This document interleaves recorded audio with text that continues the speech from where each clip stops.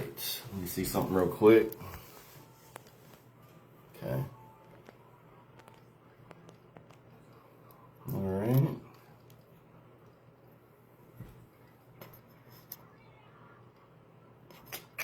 Make a little adjustments. Hey, everybody. Another week. And it's going to be a great episode. Let me just try and get everything set up here.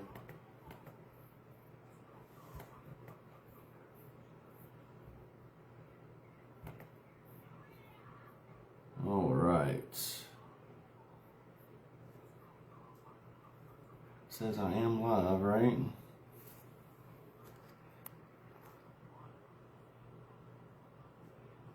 Okay. All right, I am live. Okay, just making sure.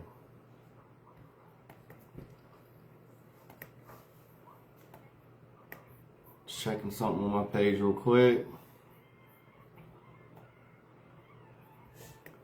But anyways, all right, so this week I just want to tell everybody, check out Muddy Water Catfish Tournaments on Facebook. They have a tournament this weekend out of Hickory Knob State Park on the 22nd. Y'all should check them out if y'all want to get into a catfish tournament. I want to give a little shout out quickly to Culpeper Outdoors. You know, the things they're doing is really good for the community. I know they're putting on a 3D archery event at the Augusta Wild Outdoor Expo on March 1st, and I want y'all to try and make that. That's going to be a real big event. There's going to be food trucks, things for kids to do. It's going to be lots of cool stuff there. And also, you know, tomorrow night I'm having Hunting for the Cure, Key Steel with Hunting for the Cure on, and that's going to be another really good episode, and y'all should really tune in for that.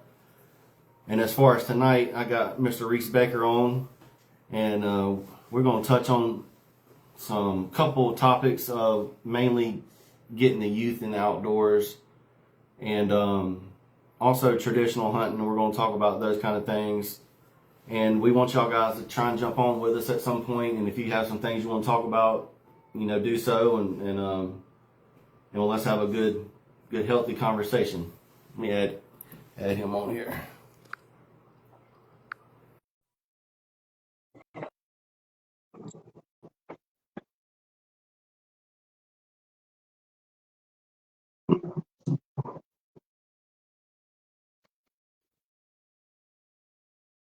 All right. You there, brother? Yeah, I can't see you though, man. Oh, you can't see me? No, it's a dark screen. Uh-oh. See what's going on here. Yeah, I've had that same problem recently, and I've had to use the laptop. You want me to back out and see? I can see myself. Yeah, if you want to, you can try and do that. I'm gonna back out of it. If it doesn't work, can you hear me? Okay. If you're listening, if it doesn't work, we'll just have to roll with it, because I've had to do that the last couple times.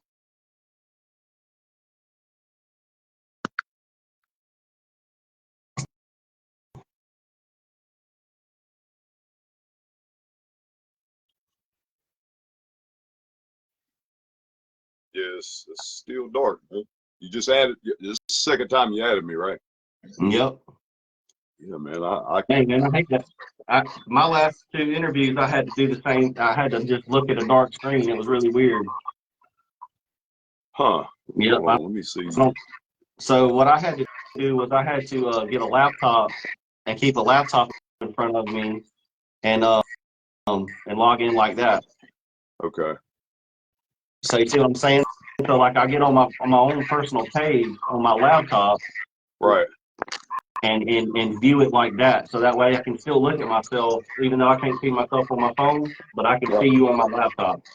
I got you. Hold on. Let me leave it again. Okay, that's fine. We'll get you hooked up here.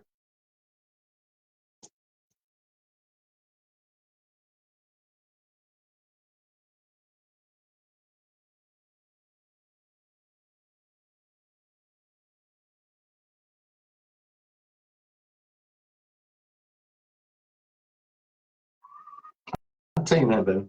Let's see.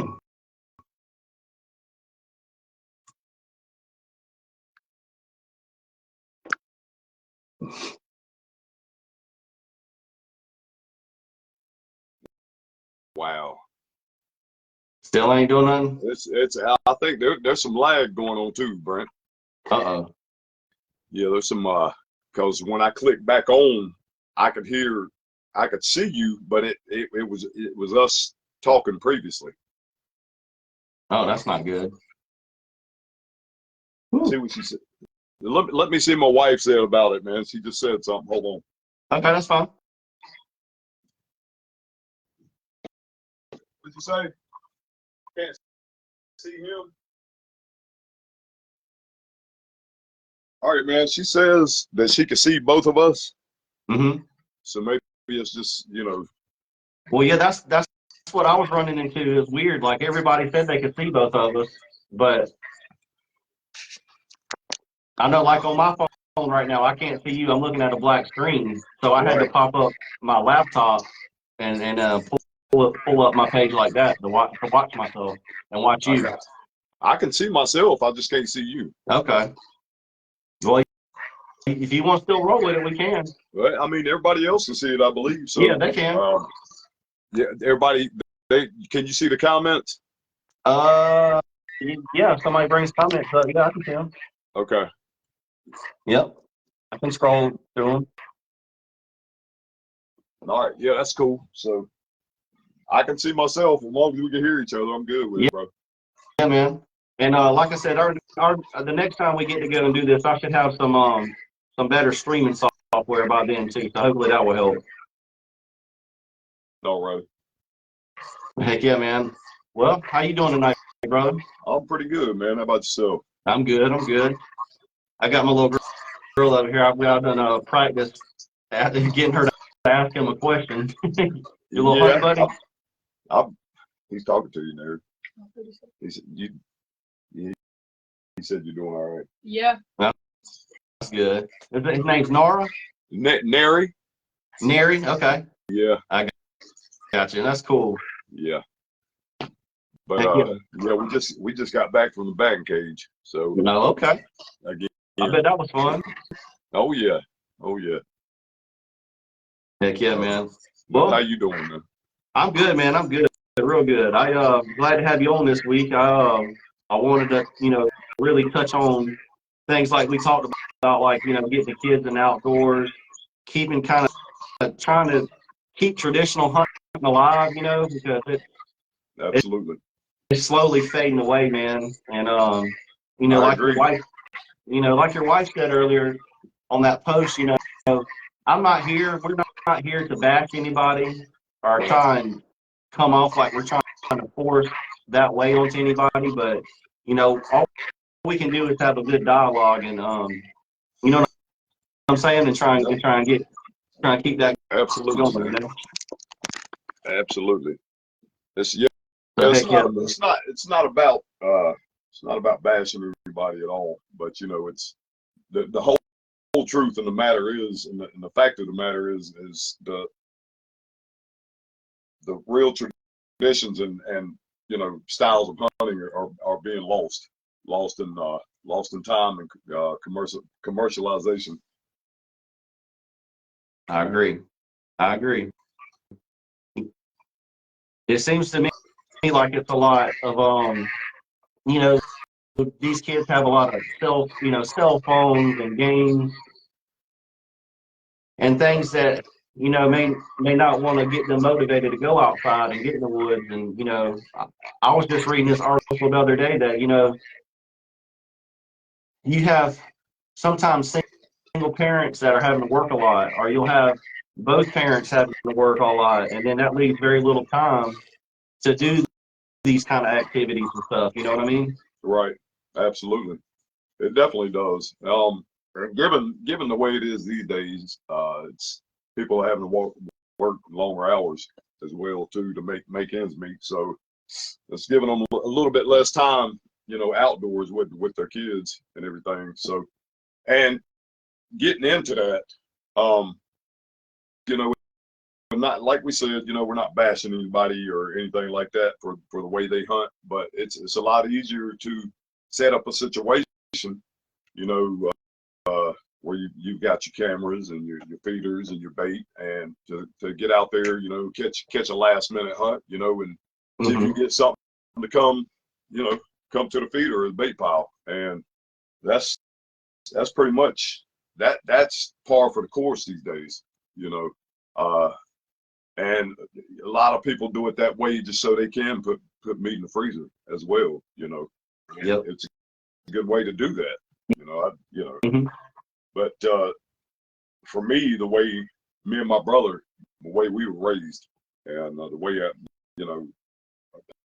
our daddy taught us, was you hunted what the land and the animals offered you, and whether it's you find a well-used trail, a good rub line, or a good hot scrape, or a few scrape line, hunting funnels, natural food sources, especially acorns, white acorns. On top of that, that's the way we were taught, Mm-hmm. Creeks, water sources, stuff like that. I agree. And yeah, go ahead.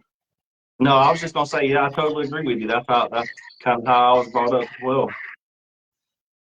And too, a lot of times there's, you might walk into a block or tract of land, and you see a spot that looks good, and you just Mm-hmm. and you just sit down.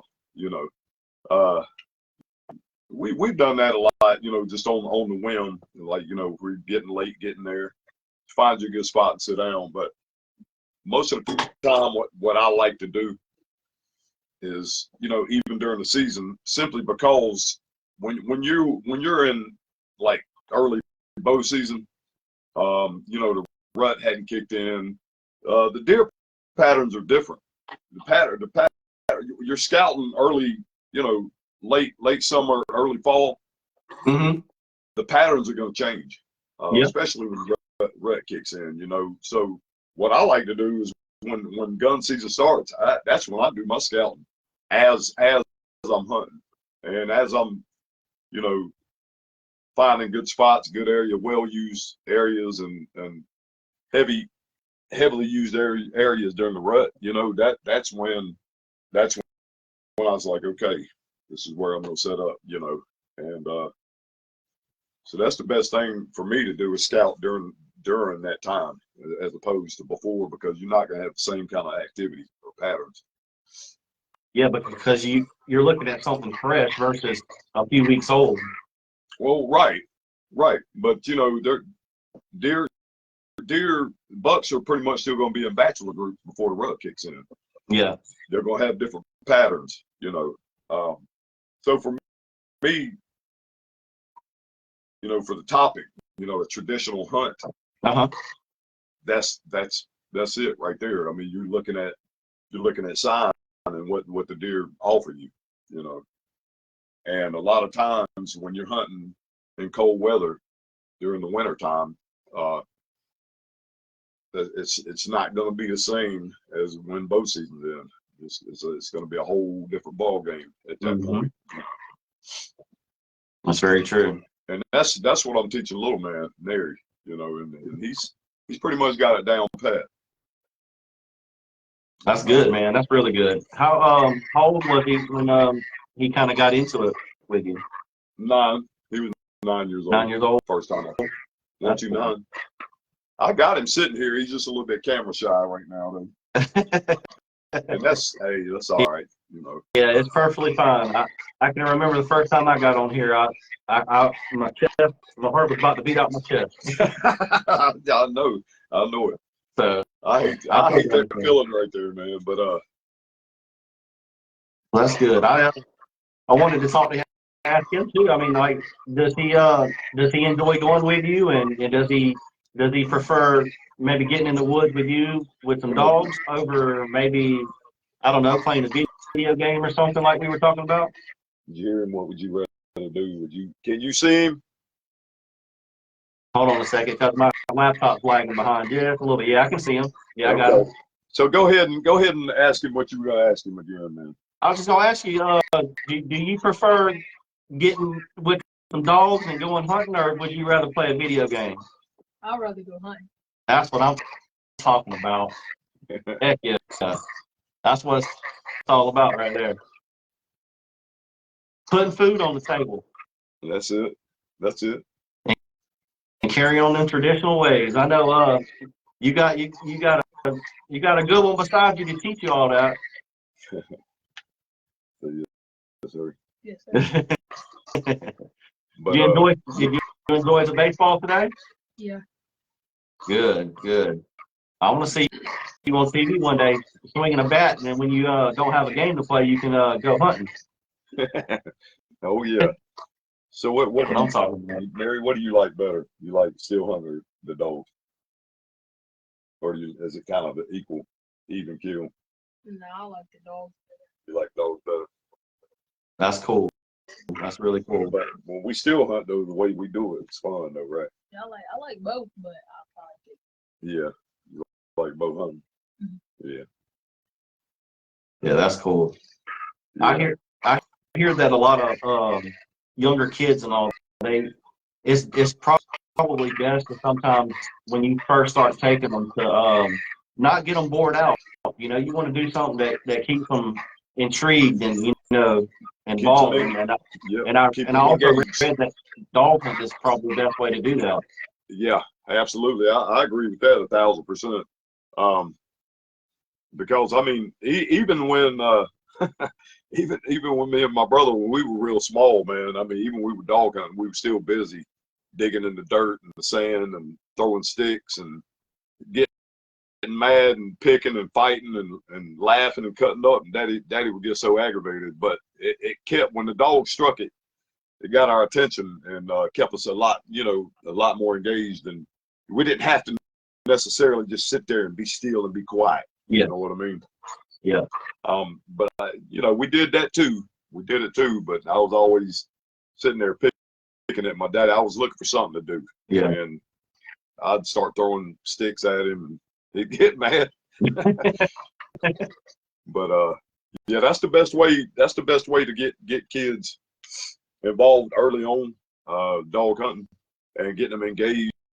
And one thing about it, when the dogs strike and they're absolutely burning one coming straight towards you, that'll get their attention right quick. Oh, I bet. And you know as well as I do, their attention spans are, next to none. So yeah.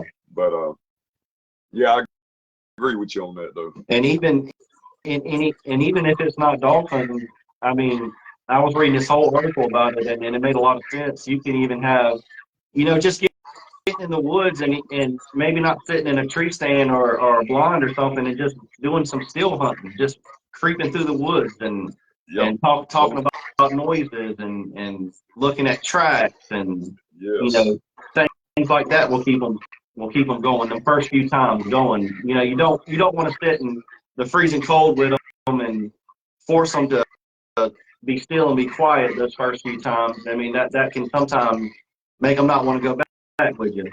Right. Oh yeah. It definitely can. And that's the other thing too, is like you were saying, a still hunt or still a stalk, as opposed to a stand hunt. Keeping them busy, keeping them engaged, talking to them about different things in the outdoors, things to listen for, to look for, and it's just across the board, just whatever the land is available, what it's got to offer you in some way, shape, or form. There's going to be something out there that can relate to hunting, that you can use to your advantage.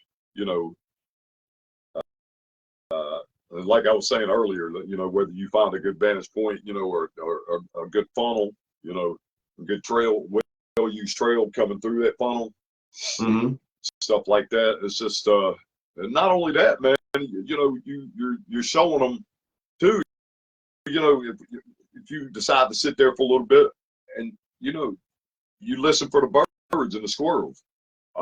Yes. If you hear a squirrel cutting up, but you know that squirrel's a little bit too far away and you've been sitting still for a while, you know that squirrel doesn't see you. There's something else beyond that on the other side of that rise there. Or Yep, something making them bark. yep, close in the distance. Or you hear some birds getting rowdy. Something might not be a deer, it might be something else, but that's letting you know that you're not in there by yourself at that moment. That's true. Man, I'll never forget one time sitting in the stand and I heard a rattlesnake strike at something and then start rattling. So I know there was a deer close by, but I never seen it. Right. Hey boy, I don't That was know. pretty wild. Hearing a rattlesnake, that's unsettling right there, man. Yeah, it was. That'll make a man shake in his boots right there. Yes, it will. Yes, it will. Man, yes, it will. Let's see here. I've got some stuff I wrote down. Okay. Talking about I was wanting to touch on this too, man. Like as far as keeping keeping the kids involved and all that. I read that they're our next generation, and so like the decline that there is in hunting and our hunters contributes a lot to like all the old heads, passing on, and not enough of the younger generation are stepping in or being taught to carry on all these things. Right. And so that's why it's so important for us to shine a light on getting the youth involved and doing everything we can to pass it on to everybody. I mean, we might have a neighbor up the street that's never went, offer to take them. Yeah, absolutely. Absolutely. Especially when, if you got somebody who comes up and says, hey man, I've never hunted before, but I'm interested. Yeah. That's an opportunity right there. Yep. That's an opportunity. And it may not seem like it, but I think that hunters' numbers have declined, to be honest. It has. It has. That's what I was just on my notes right here. That's what it said. And the article was addressing that. And what that ends up doing is it's fewer hunters means fewer support for conservation efforts, and Exactly. most of those are funded through hunt license sales and things like that. And so if we have fewer hunters, we're not getting enough conservation efforts to keep everything going like it should be. Absolutely, man. Absolutely. I mean, it's a necessity that we get as many people and children engaged. Yes. When given that opportunity. That's right. And not only that, man, it's an opportunity for you to get outside of yourself. One time. Yep. There's a lot of reward in that as well. But that's when you get that. I like when you get that opportunity to show somebody how the old timers did it. Nothing matches that, because 9 times out of 10 these days the newer hunters are going to get something they saw over TV. They're basically pretty much just following a cookie cutter, a template marketing that they've seen on there and say, you need this, and this to be successful, and take this, and this, and set it up out there and sit down and watch it, and you'll be successful. And I think some guys, I mean, they're successful if that's if that's what you want to do, is just set up a spot where you can kill a deer. You know what I mean? Yes. And hey, there's nothing wrong with that. If it's legal and that's what people want to do, cool, do that. Yeah. I just feel like if a new person comes along and they don't get to learn it the old traditional ways, they're missing out on a whole lot of just learning a lot about the woods. I totally agree. And even if you're sucked into kind of how things are now, I think all we are trying to say is maybe try some traditional ways out from time to time, and especially if it's with a kid. Oh yeah. Oh yeah. Let me read this comment real quick. Mr. Wells says, land to hunt has declined. There aren't many really big tracts left. No, where'd that come from? So one of our viewers commented, said, land to hunt has declined. There aren't many really big tracts left. That's, I mean, maybe not private land, but there's plenty. There's a lot of public land. I mean, large. I mean, you can get lost in them places. You know, that's what we hunt. We hunt public land. I mean, we got a few small private spots, but it's not like you can get out there and wander, for miles before you get over on somebody else's property and get your picture taken. You know. Yeah. So we've got places we still hunt, the national forest in central North Carolina. I mean, it's 55,000 acres, and I mean, that's more than enough. We've been hunting it since the early '80s, and we still hadn't seen the whole place. Wow, really? Right? Yeah. Oh yeah. That's crazy. Well, everybody's got different. I think, if I'm not mistaken, I want to say he told me he was in Mississippi. So I mean, I don't know what it looks like over there. So there's a lot of land in Mississippi, according to some of the guys. Yeah. But and that goes back to everything. Is when you're hunting public land, you got some of the guys can hang cameras on public land. He said Louisiana. My bad. Huh? He said Louisiana. My bad. I didn't mean to interrupt you. Oh no.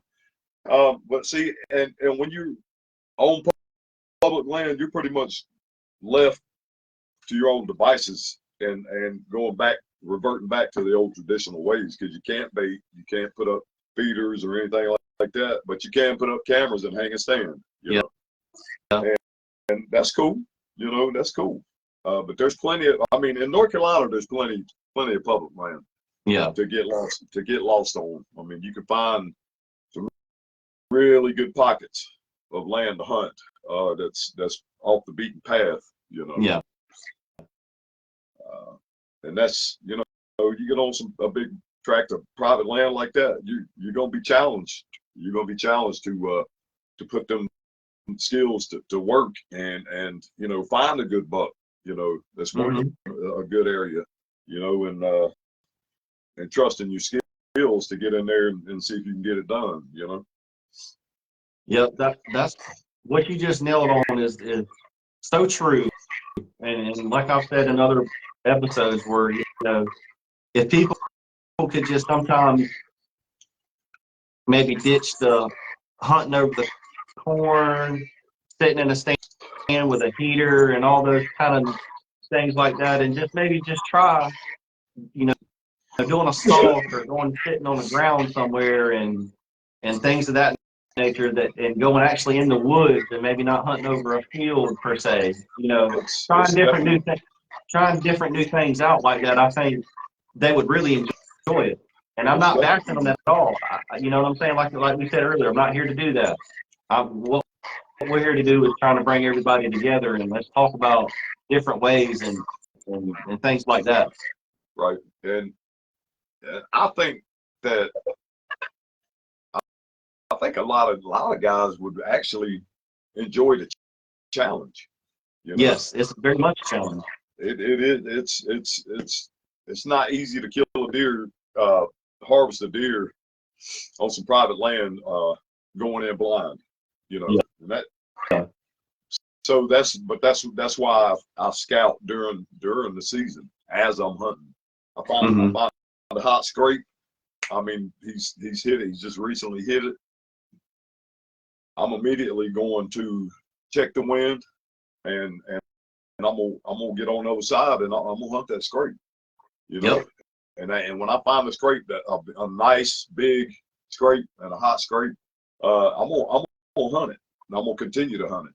For sure. I'm gonna sit on that scrape and hunt it until I feel like I either get a buck or I'm satisfied. Mm-hmm. the time that I put in with it.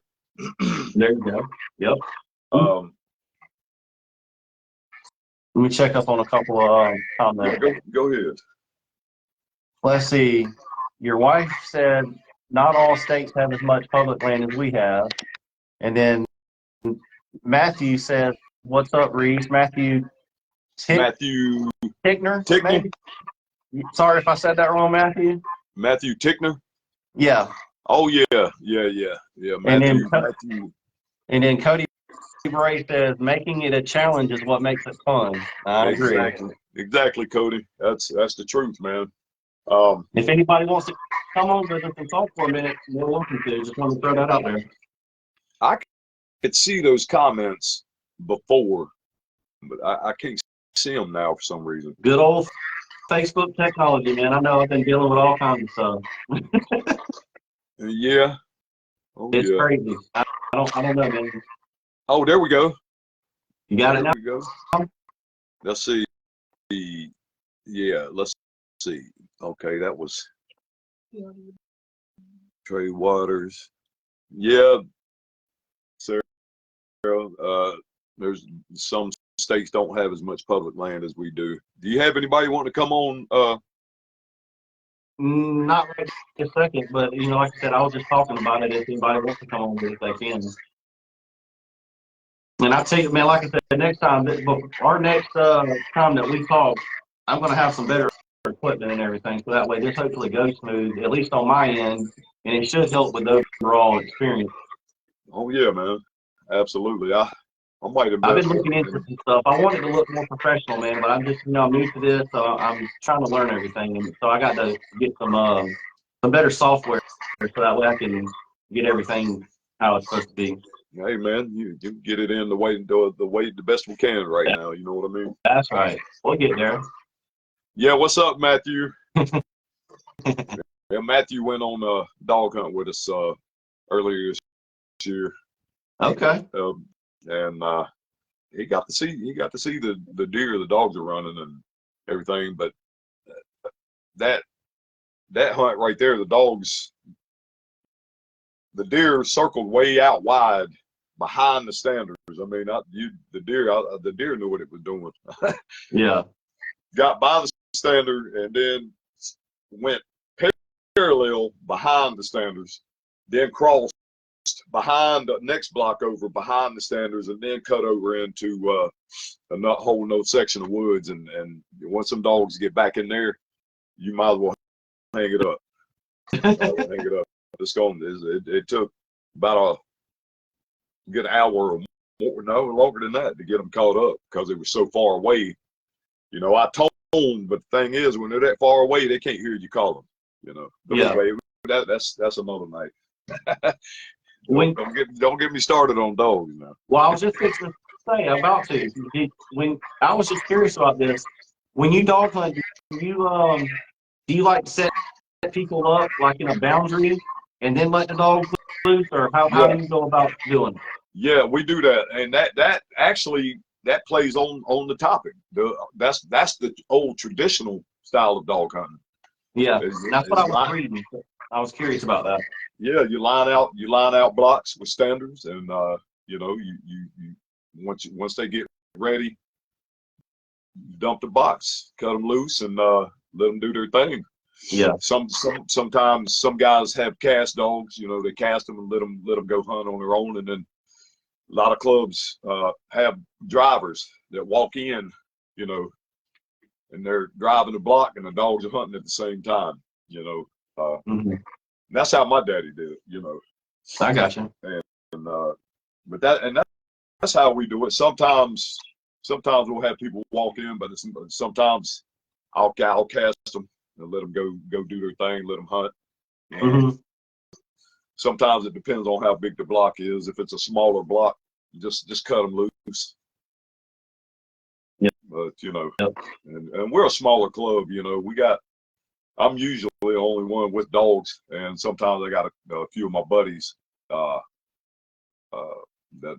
cut loose with us. Shout out to Q and a couple of other them guys. Heck yeah, man. Cody Bray said he said line the block tight Absolutely, Cody. And that goes back to how many people you have and how big the block is, you know. Mm-hmm. That's very true. Yeah, man. I see what I got. I got written down. Okay. And this was just something else I was reading on, and it said that getting the kids. What did I say? It said getting the kids in the woods is great, but what happens when that kid becomes an adult? And in most cases, unless they have family land or access, like in your case, access to a lot of public land, you know, sometimes people are in a bad spot because most people can't afford a whole bunch of land or hunting opportunities. Well, and a lot of people, the way club dues are these days, a lot of people can't afford that, and if they don't have, large tracts of public land to hunt, they're kind of in a pinch, Yeah. And the reason club dues are so high these days is because land is so high. Leases are through the roof these days. Yeah. They're ridiculous. I agree. I haven't been in the club for a while for those very reasons. Right. Benny asked me how many dogs do you run for a hunt? For a hunt.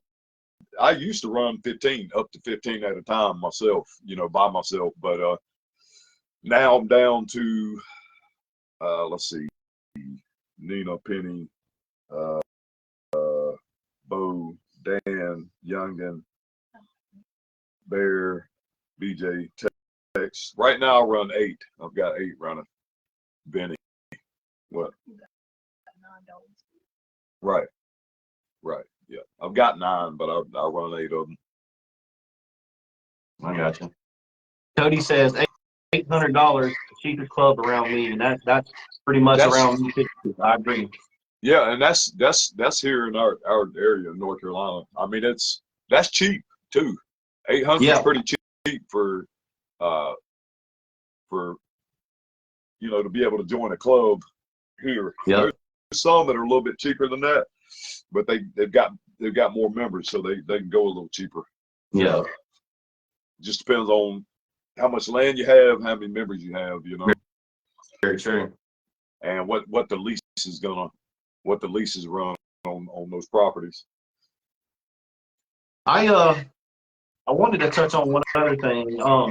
See what you think about this. I was reading this article, and this kind of goes back to kind of all the subjects in one, really. It kind of goes back to the decline in hunters and the bad stigma that hunters get from people that don't hunt. I was reading this article, and this guy said that he was somewhere on the side of the road next to his land and seen about 20 coyotes and about 10 hogs that had been found that were just dumped there. And he said he was following a Facebook page and seen that they had a contest like a few days prior or something. Mm-hmm.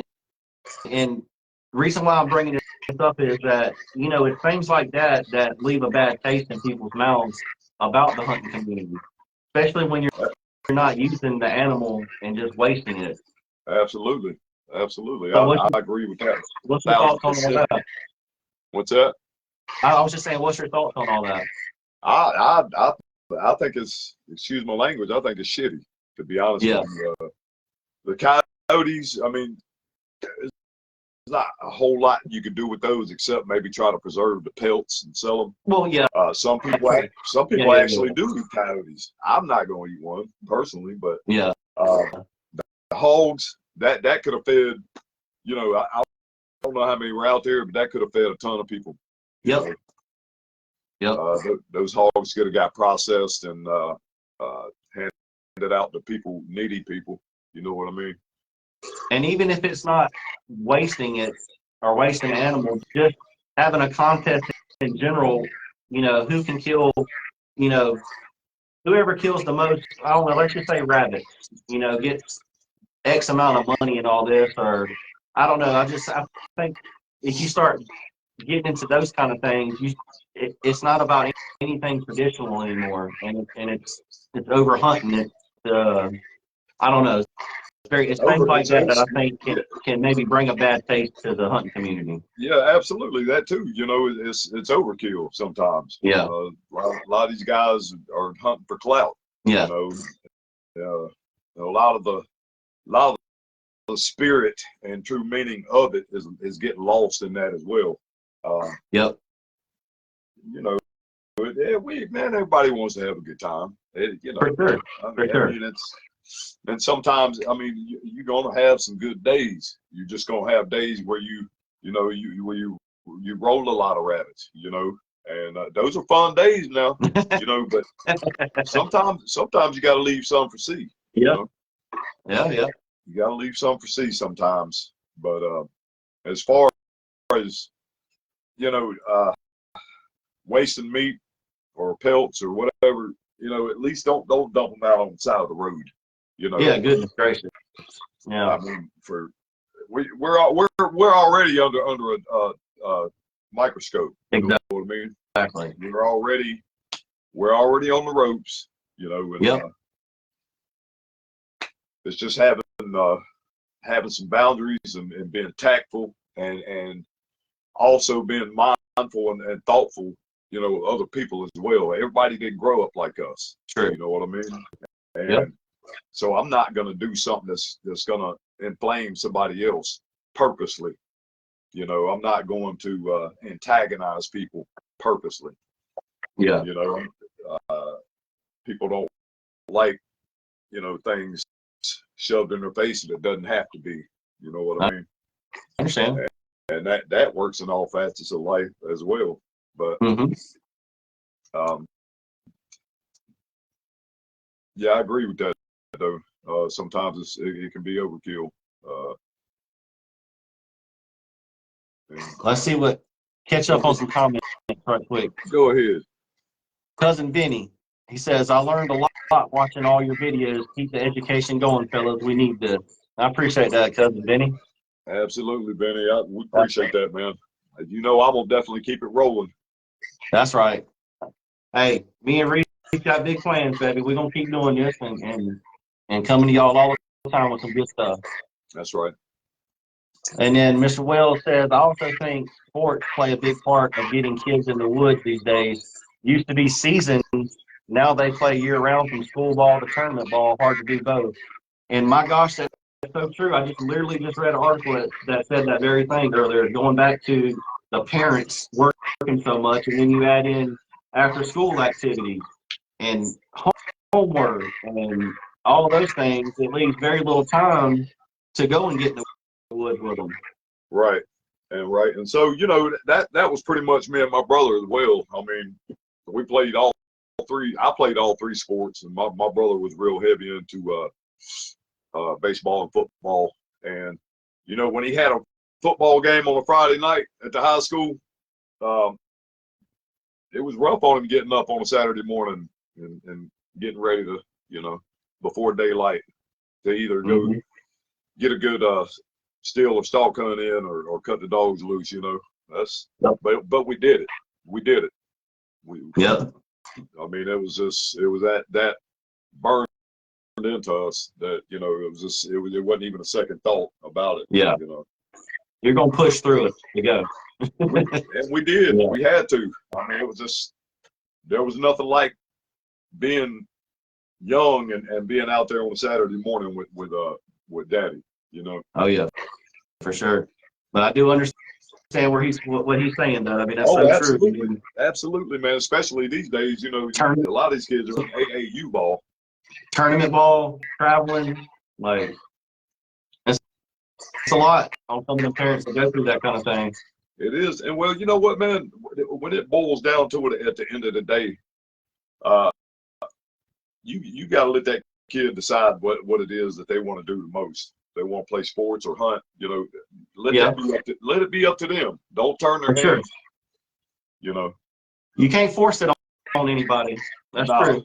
Absolutely not. You got some kids that just ain't gonna take to it. They're just not interested, and that's cool too. Mm-hmm. That's just like some of these hounds. Some of them are gonna do it, some of them ain't. Some of them ain't. You know, Yep. That's it. Let's see what else it said on here. Let's see. Just like spotlighting and just cutting the buck's heads off. Yeah. Yeah, yeah. I saw that. Cody said that earlier. Yeah, Yeah. I can't stand a poacher like that, man. Yeah, that's crazy, man. I mean, that's just I don't know, man.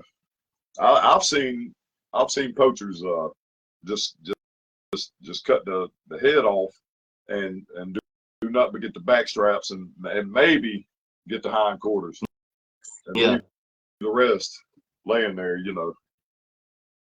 I can't stand that. It's wasteful. It is very wasteful. That's crazy, man. What let's see what else we can talk about. I want to ask you, like, what do you think we all can do in the hunting community that we ain't already touched on to better get kids involved in the outdoors? What would be your opinion?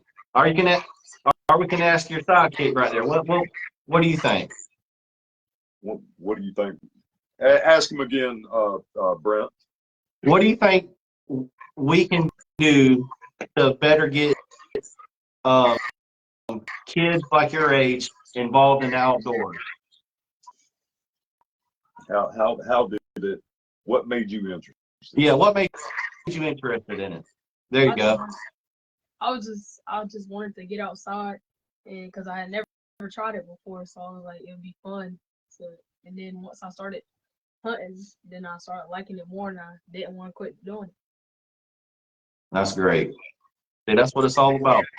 Yep. And when it goes back to what I said earlier, it's when you got somebody, a child or somebody who's never hunted, when they approach you about it, go ahead and, if you can, be an outlet for them. If it's something, that is possible with your life or, what you got going on to do. To Yep. integrate, somebody else into your hunts. That's very true. Heck yeah, man. What else did you want to kind of? See Sergi right there, my buddy Sergi. What's up, Sergi? Hold on, I must have missed it.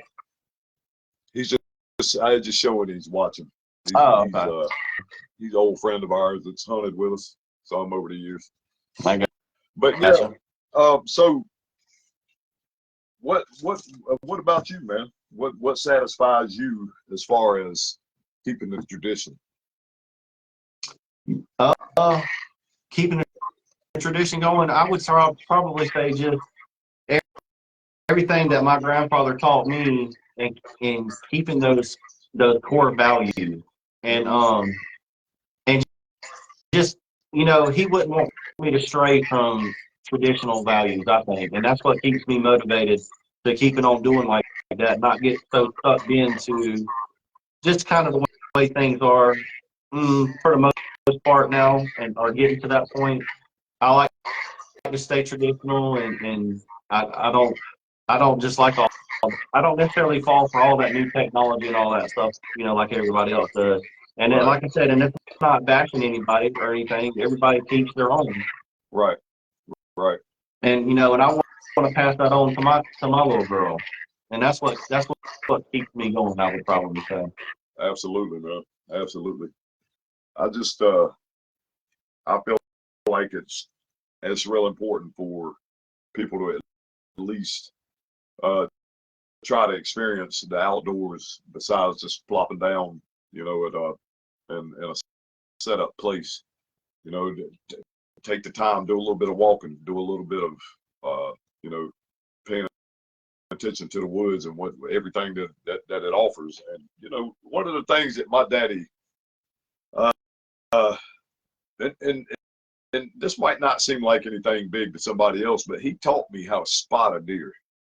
My big brother did too, but and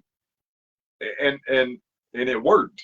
He's sometimes if you're sitting there, you turn your head, you look back to a spot and it looks out of place. He said, be still. He said, because it 9 times out of 10, if it's out of place, it doesn't look like it did before, there might be a deer standing there. Because sometimes you got a little bit of thick brush or something on the other side of a creek bed. And he said, keep your eyes on that spot. And he said, 9 times out of 10, if it doesn't look the same as it looked a minute ago, look for an ear or a tail to move. You know, little stuff like that. What's up, bud? Stuff like that. Yeah. Okay, Vinny said, what's your favorite thing about running dogs, young man? That's you, Mary. Go ahead. Okay, man. Just being out there and hearing the dog, I don't even care if I don't even see nothing or get nothing. It's just, I have fun being out there and not just being in the house all day. And you like to hear them dogs strike, don't you? What happens when you hear them strike? Just, I get happy. Heart start pumping. Yeah. Heart start pumping. I said that heart gets going in. He's ready to get one then. I'll tell you, man, that's what it's all about right there. Especially when it grabs them when they're young like that. I was just sitting here thinking about what you were talking about seeing a tail flicker or an ear move. You know, doing those things to me is more hunting than sitting in a stand and scrolling through Facebook and doing this while you're supposedly supposed to be hunting. Exactly. I'm gonna tell you something, man. I can't. When I'm out there, it don't even feel right to be looking at my phone. No, it doesn't. Feels like you're breaking the law. I said it feels like you're breaking the law or something. It does. Well, it does. Yeah. The law of nature, the law of the land. Yep. I mean, it just doesn't, you know. But I'm gonna tell you what. Now, I've been guilty of it, and I've been busted because of it. Yeah. Pull out my phone, sitting there starting to scroll. I sat down for a little while, and you know, sometimes deer can creep up on you, you won't even hear them. Yep. You know, I don't know, some of them guys have ever experienced that before, but I know if you're an experienced traditional hunter, you know what I'm talking about. Oh yeah.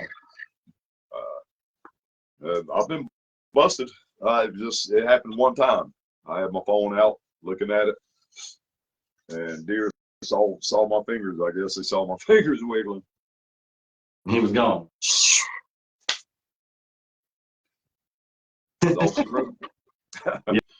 Yep.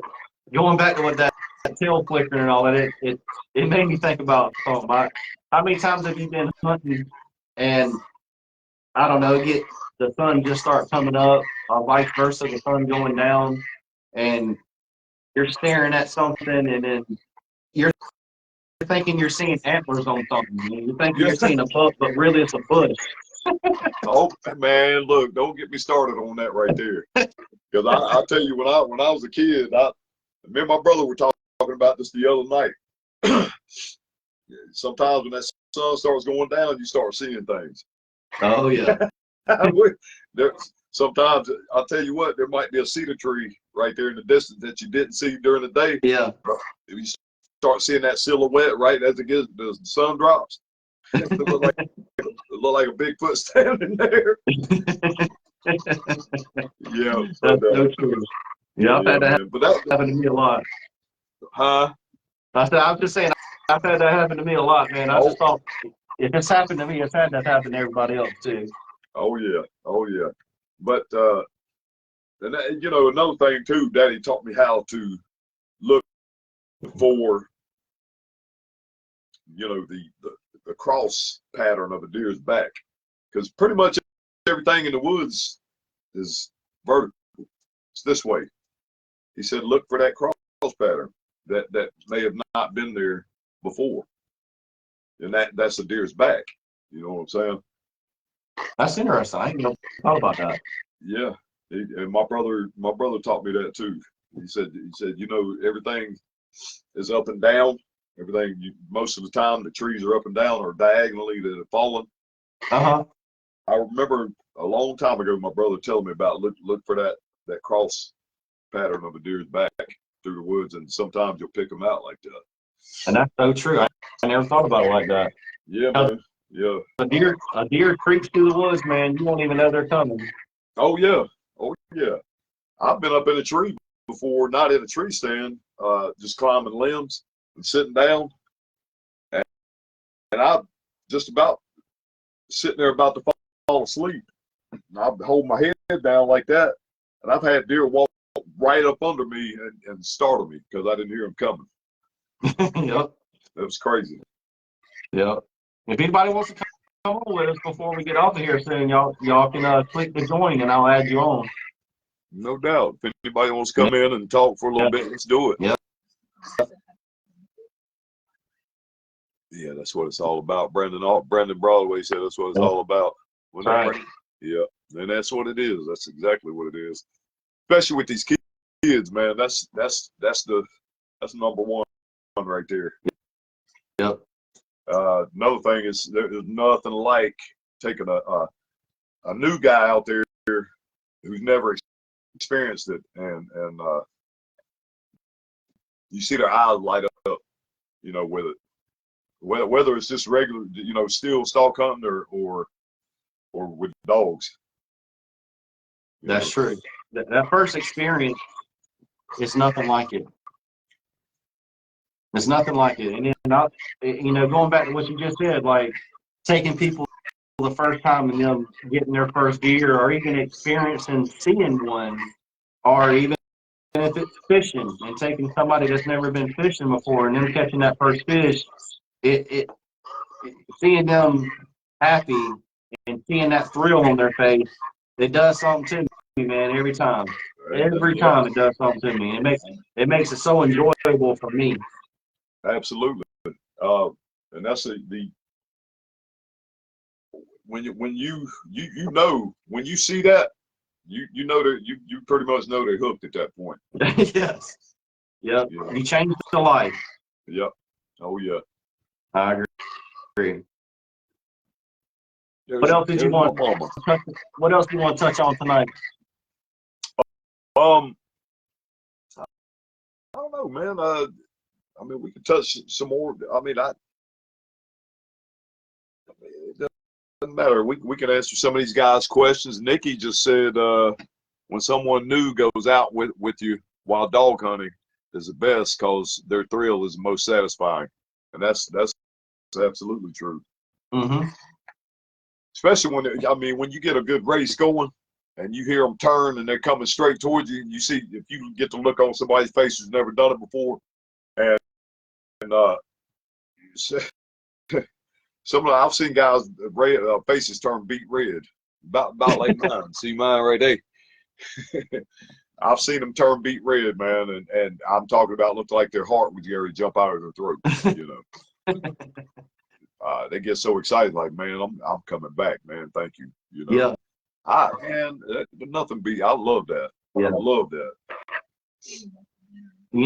I told you I've only been one time dog hunting, but I was just sitting here smiling, thinking about that trip, and I can remember shooting my first deer behind some dogs, and just how, like you just said, we were set up, and I could hear the dogs come in our direction, and then finally seeing a deer, it's crazy the feeling you have, man. I know it. You hear them dogs rolling, and all of a sudden you see the deer coming out through there. Yeah. It's unmatched. It's an adrenaline rush like no other. Yeah. Oh yeah. Also we do a hunt. We've gotten on board with doing a few hunts a year for veterans through Veterans Creed Outdoors in North Carolina chapter, and a lot of those guys hadn't dog hunted, and most of them took to it and loved it. And few of them guys got to actually harvesting deer, man, in front of their dogs, and that to me was incredible, man, to watch that. And to hear people thank you for the experience, that's what makes it all worth it. Yep, it does. It makes it worthwhile, man. When you take anybody that's never really done it, and you see that thrill on their face, and like you said, you know they're hooked after that. They're going to be wanting to come back and do it again with you. Oh yeah, absolutely. He says, Nikki says, I love it. They'd be so hyped, especially if they get the chance to even just shoot. That's true. That's right. Oh yeah, that's like I was saying earlier. There he got his first deer this year or this past season in front of the dogs, and it was his first deer at all across Oh the wow. board. Yeah, so I got a little bit of that video in some of my reels or whatever. I didn't get to get a video of the deer jumping and him shooting, and as soon as I heard the dogs open up, I should have grabbed my phone. Yeah. And bad thing about that though is I need to get a GoPro so both my hands can be free. Me and you both. I literally was just talking about that. This fixing to be for us. I don't really turkey hunt, but fishing season's about to get going good. I told my little girl, that we're gonna get us a GoPro and film some of our fishing trips. I'm gonna get me one. I think I'm gonna get one next month. I might go with the new 13. How much did them 13s cost? About $400 or something. Something like that. Yeah. Okay, we got a pretty good comment right here. What? You want to read it? Let me see. Scott Smith. He said nothing better than hunting with a good group of guys. Something going on here. Okay, and having a block surrounded and dogs rolling coal and everyone getting a chance to shoot. And then the deer. Going. Yeah. I got something that was blocking my view, so I kept having to scroll up so I could see it. Absolutely, Scott. That's my buddy Scott. Yeah, Scott. Yeah, I've hunted with Scott and his daddy, and some of them guys. A good group of guys right there too. Good so guys. He's basically saying that a deer came through and nobody got it. well, I think what he's saying is when the dogs jump and they jump a boxcar load of deer and deer going every which way, and that can be taken the other way too. 15 shots and the buck's still on the hoof. Yep. That's funny. Cousin Vinny says, I saw the reel and the excitement on his face made me feel like I was there. Yeah, man. Yeah, absolutely. Mary was you can feel what you're seeing. You can feel it inside you, man. Like when he did. You know how when they get that happy like that, they don't really have that real good sense of control. It's just pure adrenaline and excitement. That's very true. What did you show him how to clean his first deer and all that good stuff? Did he go through all that? Nah, well, he watched. He watched. Okay. And gotcha. Yeah, my wife was she gutted it. She likes it for educational purposes. I got you. She'll keep the heart and the liver and don't let that go away. Yeah. I got you. Well, let's see what else is on here. All right. Cousin Vinny said, I just got my first redbone hound this August, and it's been a heck of a ride, man. It took 32 years, but worth every second. Absolutely. I love a big mouth redbone hound.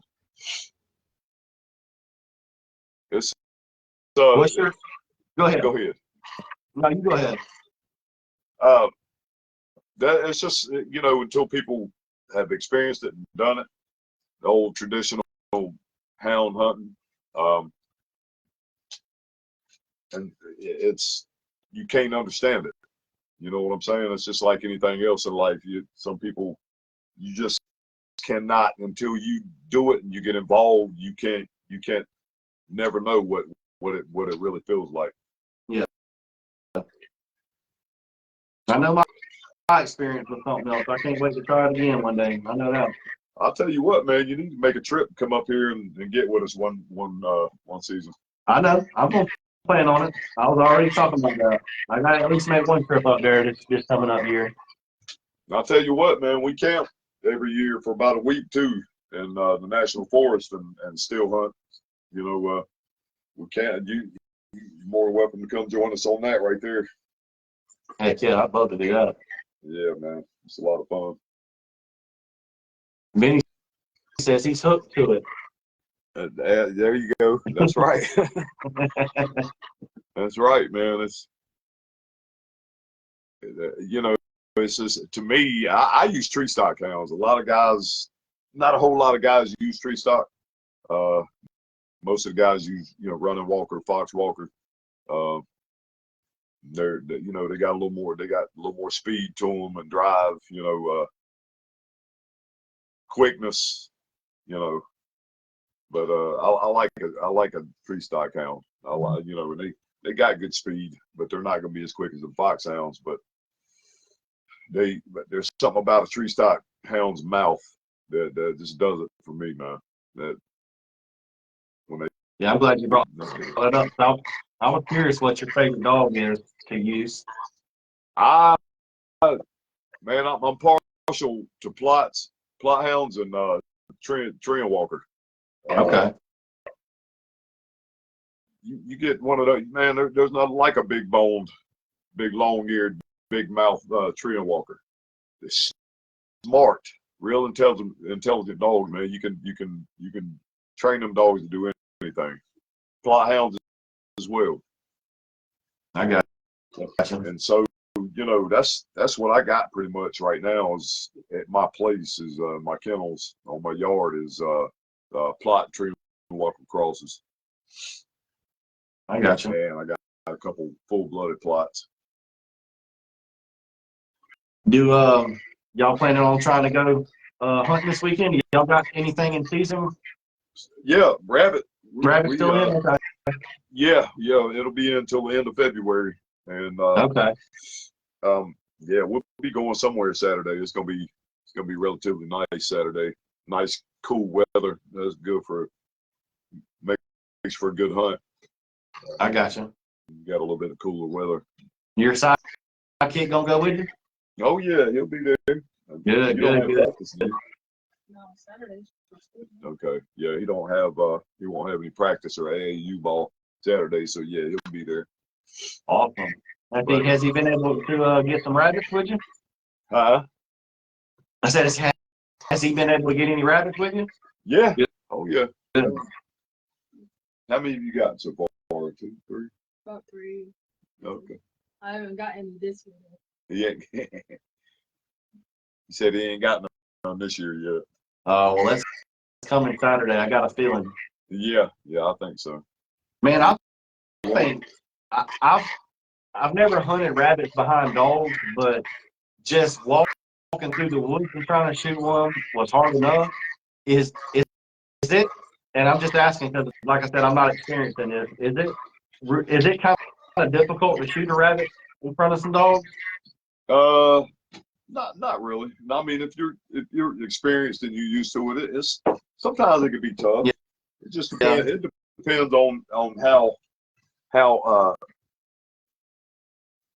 it just depends. Sometimes it depends on how good the scent conditions are.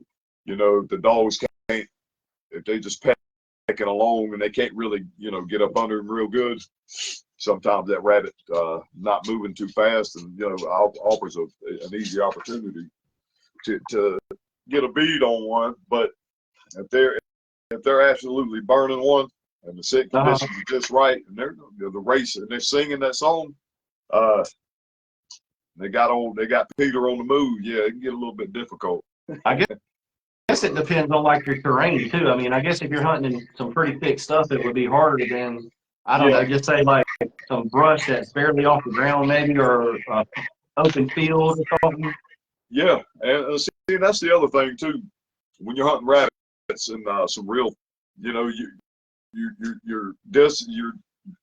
shooting distance that you've got offered to shoot is pretty close. you got to be careful not to. You don't want to tear the meat up. You know, you don't want to blow the rabbit up. So Yeah. in thicker areas, you got to be pretty precise. You know, you want to try to get as much up around the head as possible. You know, but yeah, you got wide open field. You want to let them get out ahead of you a little ways. You know, it also depends on what you're hunting with. If you got a, you know, you hunt with a 12 gauge, 20 gauge, 410, or you know, 28 gauge or whatever. I like to let them get out there a little ways before I start trying to touch them. Do y'all use like something like bird shot or what Yeah, it's rabbit shot, Rabbit but there's shot? Okay. yeah, I got yeah, but I mean, you know, usually it'll have it's for doves or rabbits, you know, or pheasants. Okay. 6 shot, 7 shot. Like if I That use shows you how much a flip. I've been that I didn't even know that. Yeah, man. But yeah, like that's another thing though for me at this point, at this stage of my life, I can care less about, you know, getting a rabbit, man. Just let me hear that race. There you go. My thing is like right now we're in a rebuilding phase, and my thing is I like to train and condition the dogs, and I like to watch them blossom and grow into something, you know, from scratch. That's my gig right there. That's what I love. And to watch them when they do that, and that first time you hear them hit and get on a beautiful race, there ain't no better feeling, man. And that's the essence of a houndsman right there. You know, it ain't about the kill. For a lot of that's gratification, man, because you put a lot of hard work in training them. Yeah, absolutely. Yeah, we're gonna talk about all that the next time we talk, I think. Okay. Yeah, we can do that, and let's check up on some comments real quick. Go ahead, Benny says, is Bear a plot walker cross that bark when you shoulder them? That scent got my blood going.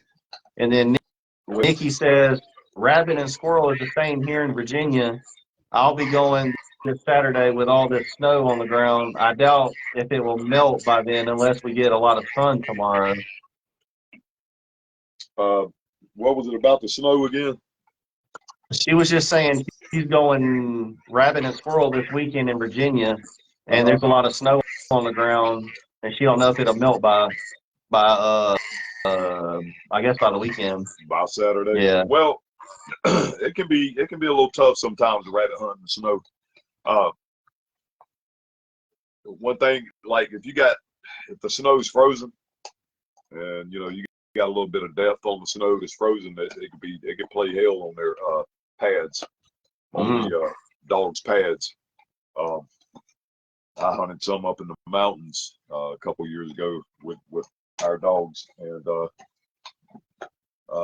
there was still a lot of snow on the ground, and you know they were limping a lot by the end of the day.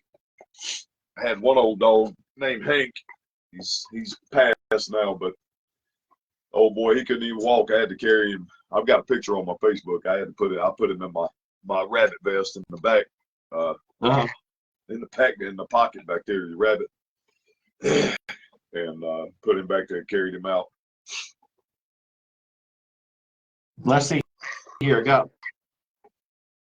got Scott Smith says, I tried turkey hunting last season for the first time, and I got to say I love the experience of it and how smart they are for birds. Something different also because sitting around for a turkey to come. Let's see, hold on, it says, it's a long comment. Yeah. How smart there is. Something different for a turkey to come is relaxing, and something different from dog hunting can be a big workout for sure with all the walking and loading up dogs all day. Oh yeah. We've never been a big turkey hunting family. I've always heard people say that, you know, they get more excited over turkey hunting than deer. And I've been turkey hunting a couple times in the last couple of years, and I've still yet to feel that. Just I'm just I'm just a houndsman and a deer hunter through and through, man. I got you. That same with me, man. I've only been turkey hunting, I think, one time, and I can remember the person using a crow call to like get them stirred up or something. And but we did hear one call back, and I will say that was pretty cool. But we set up, but never could get them to come in. But I can see how it could be exciting.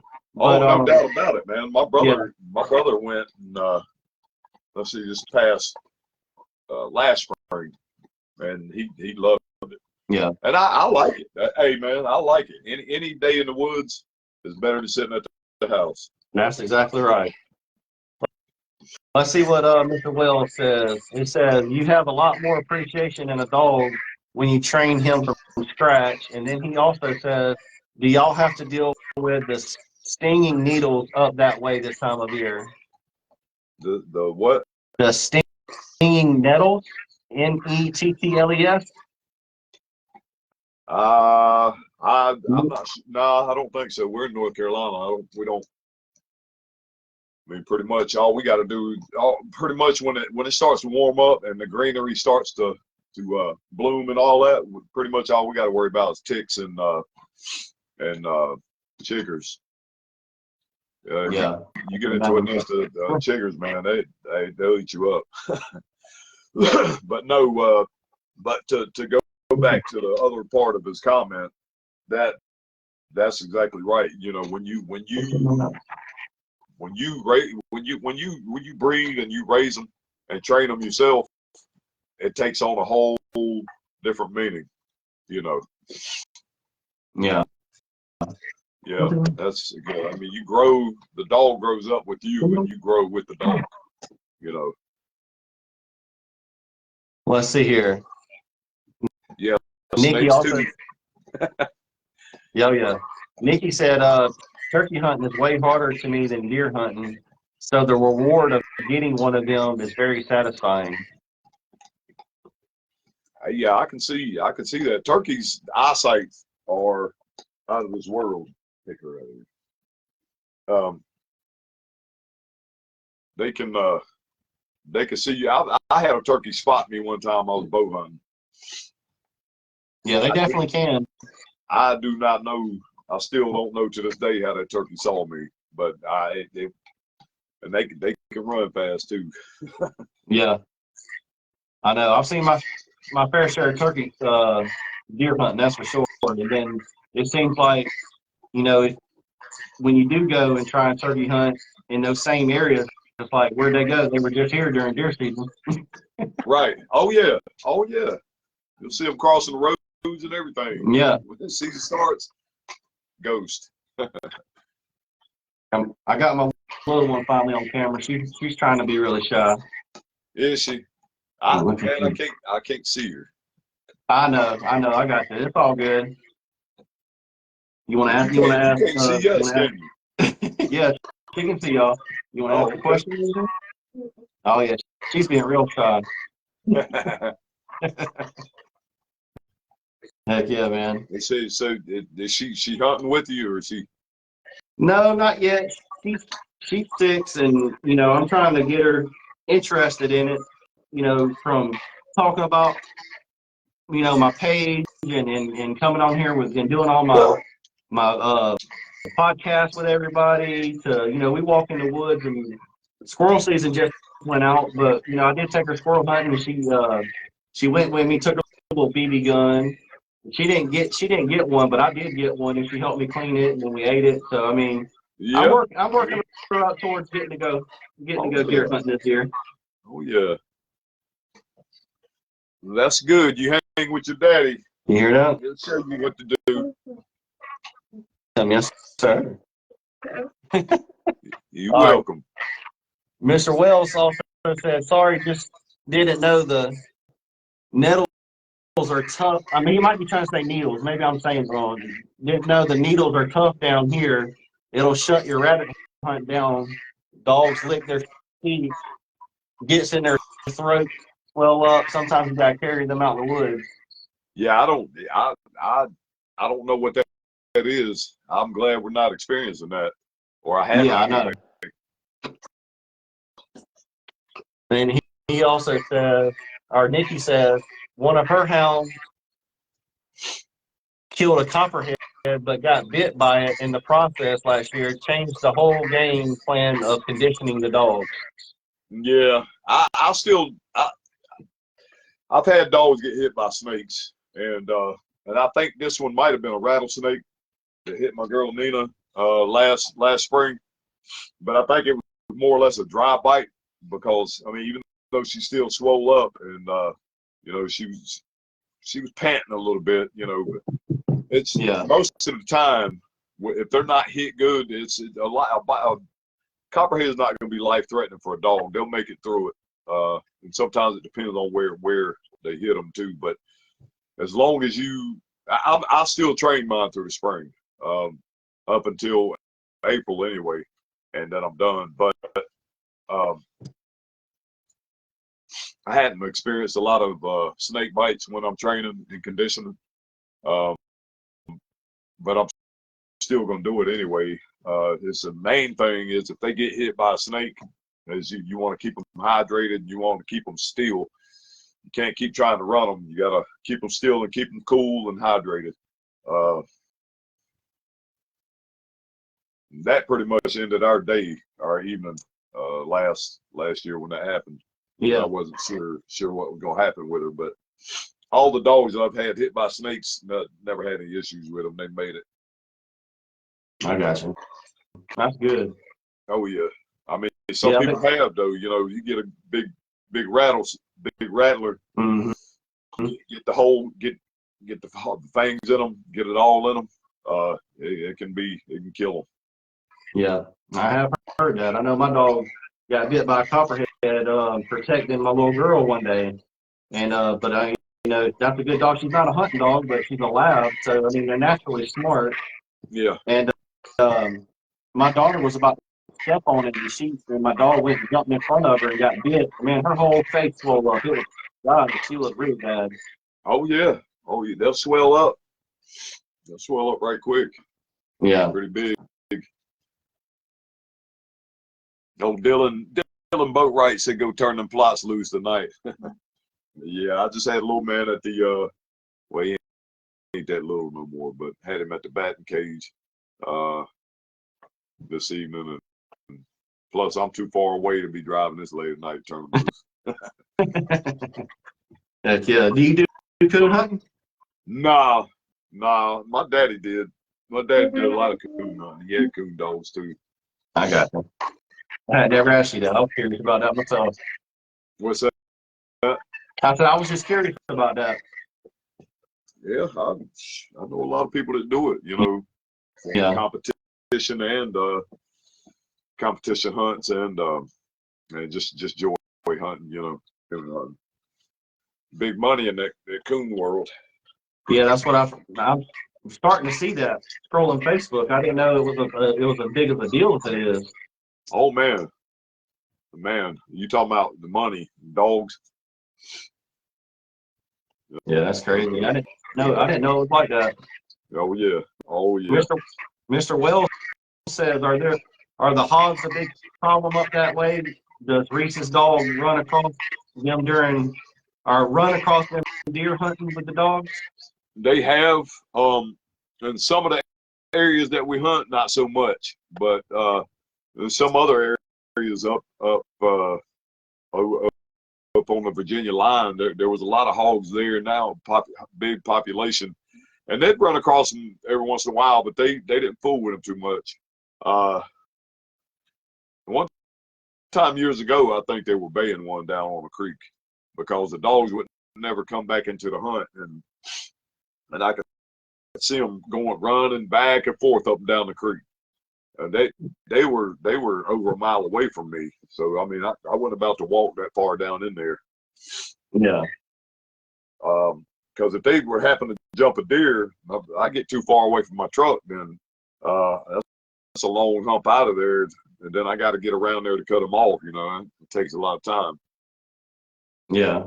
But yeah, I think they've made some hogs before, and I think that was just because it was a visual. I've had my dogs come right across bear track, and they don't show no interest, and that's the way I like it. That's the way I want it. I don't want my dogs running really anything else but a deer. Yeah. You know. You train them. You train them for that. Yeah. Exactly, and you know, a lot of guys have meat dogs, and that's cool. You know, I think that's cool that their dogs will run anything, and but in the situation that we have, when you got a lot of people hunting with you, um, they're there to get a deer, and you don't want to wait. You don't want to be wasting time on something else. Focusing on something else. Yeah. Right. It's you know, some guys are train their dogs to be game specific, and some guys have meat dogs. Yeah. And both are as good as any. We got 5 new comments. I'm gonna try and run through them. All right. And then in just a few minutes, I guess we'll kind of about to wrap it up. I see that it's been 1 hour and 30 minutes. Yeah. Okay. I don't want to keep you all night. Yeah, you know I'm getting old, man. Vinny says that's what I just got into is coon hunting. Pleasure hunting, though, no competition, just fun for now. And then Matthew Browning says, good to see you, brother. This is great. I'm trying to watch the best I can with this bad signal of mine. I hear you, Matthew. Matthew's a good dude, man. Good friend of mine. I think a lot of him. He lives up there in West Virginia. He's got some plot dogs that he's helped me a lot with, you know, as far as a few questions that I had about plots and certain breeders and stuff like that. But he's a good guy. I like old Matthew. All these guys that's in this thread, man, they're good guys, man. Nikki says, believe it or not, a shot of penicillin helped. That's what I've given if it happened, because it wasn't the first time. I haven't lost one from a bite yet, knock on wood. Yep. Yep. Keep them hydrated, keep them cool, keep them still. And antibiotics will also help if they got hit good enough. And just in case any dog has an allergic reaction to a snake bite, you know, I every time I hit them with some Benadryl. Usually Benadryl tablets are 25 milligrams a pill, so you know it's gonna be 25, I think, milligrams. Yeah. Per, I can't remember what it was, 25 pounds or something like that. Milligrams per pound. Yeah, I've always heard Benadryl is really good. Mr. Wells also says, them meat dogs catch heck down here, laughing out loud, cut down. Yeah. That's just me, man. I mean, I treat my deer dogs like I do my rabbit dogs. It's gonna be rabbit. The rabbit dogs usually that we have, they can look at a deer and won't pay them any attention.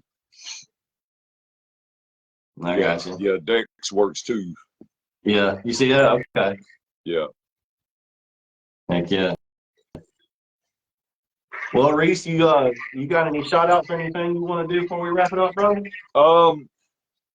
Well, this hat here I got from A Boogie at A&A Hound Solutions. Good guy. Y'all go check him out. He'll hook you up with some stuff. Good hunting supplies there. I love his hats, man. The way they fit are like the best. But yeah, I want to give a shout out to Wade Holdcraft at Hound Recovery Outdoors. Extend a range antennas. His motto is protect what you love, and that couldn't be a better motto for his product. Because when I was able to use his product, a long range antenna, the triple mag is what I have.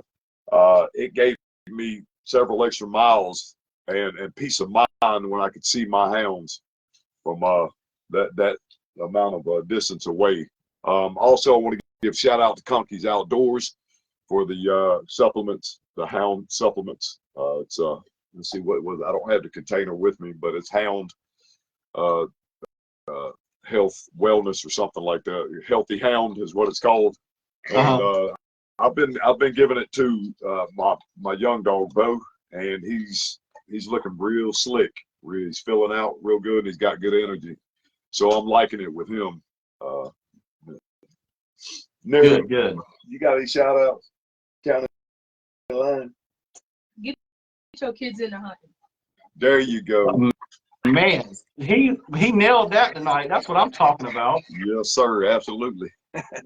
That's what it's about. We wanted to shine a light on getting the kids out there in the woods. So that was awesome to say that right here at the end.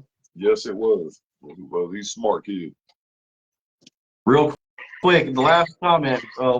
Mr. Wells says you'll have to show Reece the video I sent you of the buck jumping in the shot. I'll send it to you when we get off of here. Okay, you got it. Yeah, Brad. I guess so. I haven't checked my phone yet, but I'll let you know when I get off of here. Yeah, Benny, that's all. That's all. I've really enjoyed this tonight, man. I did too. I had a great time, man, and we'll try and jump back on here. I think we talked about March 6th. All righty. I'm good. But if we can before then, I'll let you know. But if not, we'll try and shoot for that first week in March, and I'll talk to you. We'll figure out a good topic for next time for everybody. All righty. I'll be in touch with you, my man. We'll talk some and see if we can't get something worked out. Good deal. Good deal. Hey, well, good luck this weekend, and I hope your sidekick right there gets more rabbits than you. Yeah, me too, man. Thank you, man. I appreciate it. All right, brother. Y'all have a good night, man. All right, buddy. You too. Enjoyed it. Yes, sir. Y'all take care. All right. You too. Bye. Bye.